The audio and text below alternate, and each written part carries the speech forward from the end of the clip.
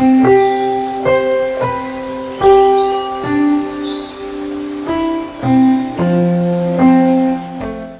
देख रहे हैं गैलेक्सी यूट्यूब चैनल पर आपके डॉक्टर की सलाह कार्यक्रम और मैं हूं डॉक्टर RC अग्रवाल। बढ़िया स्वास्थ्य के लिए जितने आवश्यक प्रोटीन्स, फैट्स, कार्बोहाइड्रेट्स और विटामिन्स हैं उतने ही आवश्यक मिनरल्स भी हैं, जैसे कि सोडियम, पोटेशियम, कैल्शियम, मैग्नीशियम और फास्फोरस आदि।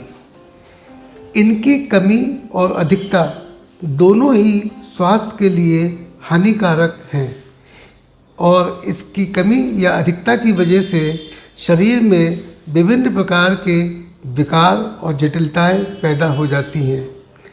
आज हम बात करेंगे हाइपोनेट्रीमिया या खून में सोडियम की कमी के विषय में। जब शरीर में सोडियम का स्तर 135 मिलीमोल प्रति लीटर से कम हो जाए तो उसे हम हाइपोनेट्रीमिया कहते हैं, और यदि ये स्तर 120 मिलीमोल प्रति लीटर से कम हो जाए तो इसे हम गंभीर या सीवियर हाइपोनेट्रीमिया कहते हैं। हाइपोनेट्रीमिया के कई कारण हो सकते हैं और 3 अलग अलग परिस्थितियों में उत्पन्न हो सकता है। जब शरीर में से सोडियम और पानी दोनों की कमी हो जाए, लेकिन पानी की अपेक्षा सोडियम की ज़्यादा कमी हो जाए, जैसे कि उल्टी, दस्त और कुछ एक प्रकार की औषधियाँ जैसे कि डायूरेटिक्स। इस प्रकार के हाइपोनेट्रीमिया को हम हाइपोवॉल्यूमिक हाइपोनेट्रीमिया कहते हैं। दूसरे प्रकार का वह जब शरीर में केवल पानी की मात्रा बढ़ जाए और सोडियम की मात्रा वही रहे। इस प्रकार से हाइपोनेट्रीमिया जो होता है उसको हम यूवॉल्यूमिक हाइपोनेट्रीमिया कहते हैं, जैसे कि बार बार और खूब ज़्यादा पानी पीना, नस द्वारा केवल ग्लूकोज ही अधिक मात्रा में चढ़ा देना।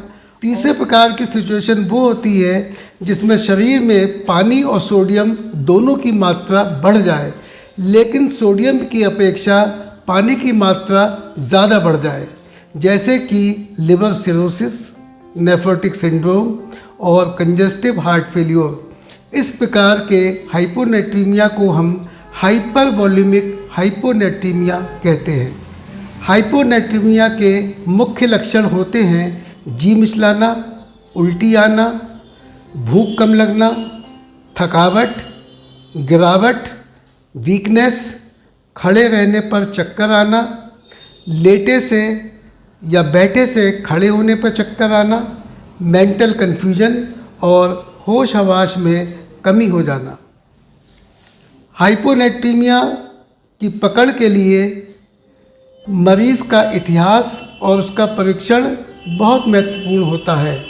इसके अतिरिक्त कुछ जांचें भी करवाई जाती हैं, जैसे कि सीरम सोडियम और खून में अन्य इलेक्ट्रोलाइट्स की जांच और कुछ विशेष परिस्थितियों में कुछ एक अन्य जांचें भी।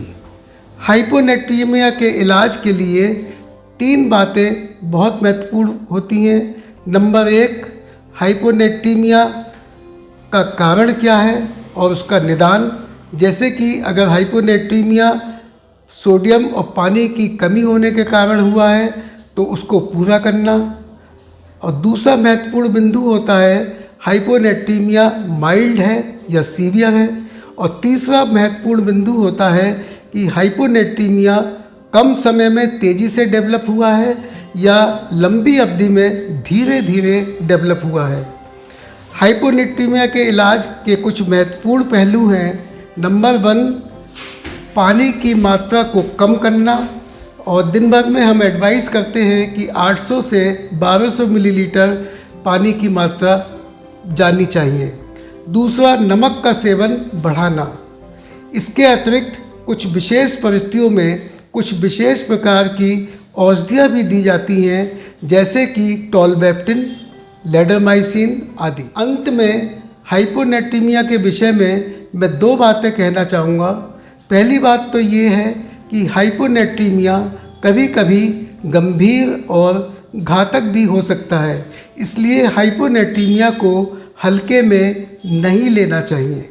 और दूसरी बात मैं ये कहना चाहूँगा कि हाइपोनेट्रीमिया में किस पेशेंट में क्या इलाज देना है और कैसे देना है, ये एक कुशल डॉक्टर ही जानता है। इसलिए हाइपोनेट्रीमिया के इलाज को हमेशा किसी कुशल चिकित्सक से ही करवाना चाहिए, क्योंकि गलत इलाज से या सही इलाज न मिलने पे कभी कभी फ़ायदे की जगह नुकसान ज़्यादा हो जाता है।